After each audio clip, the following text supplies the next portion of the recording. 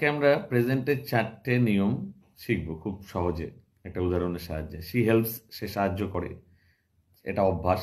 সাবজেক্টের পরে ভার্ব, ভার্বের প্রেজেন্ট ফর্ম, সাবজেক্ট যদি একজন হয় আই বা ইউ বাদে, তাহলে ভার্বের সাথে এস বাই এস। এখানে শি যেহেতু থার্ড পারসন সিঙ্গুলার নাম্বার, সেজন্য শি হেল্পস।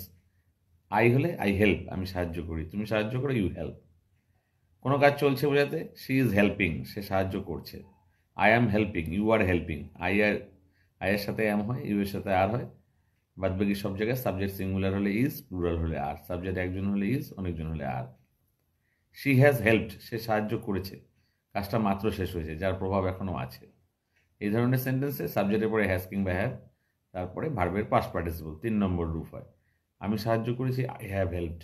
তুমি সাহায্য করেছো, ইউ হ্যাভ হেল্পড। তারা সাহায্য করেছে, দে হ্যাভ হেল্পড। নিয়মটা হলো আইয়ের সাথে হ্যাভ, ইউ এর সাথে হ্যাভ। বাদবাকি সব ক্ষেত্রে সাবজেক্ট একজন হলে হ্যাজ, অনেকজন হলে হ্যাভ। কোনো কাজ অনেকক্ষণ ধরে চলছে, কিছু সময় ধরে চলছে, বা অতীতে শুরু এখনও চলছে, সেগুলোকে বলে পারফেক্ট কন্টিনিউয়াস। যেমন she has been helping the poor for many years, সে অনেক বছর ধরে গরিবদের সাহায্য করে চলছে। সাবজেক্ট হ্যাজ কিংবা হ্যাভ, তারপরে বিন, ভার্বের সাথে আইএনজি। থেকে হলে since, she has been helping since 2022। তো এরকমভাবে কিছু উদাহরণের সাহায্যে আমরা নিয়ম শিখতে পারি। যদি ভালো লেগে থাকে অবশ্যই লাইক এবং কমেন্ট করুন। Thank you.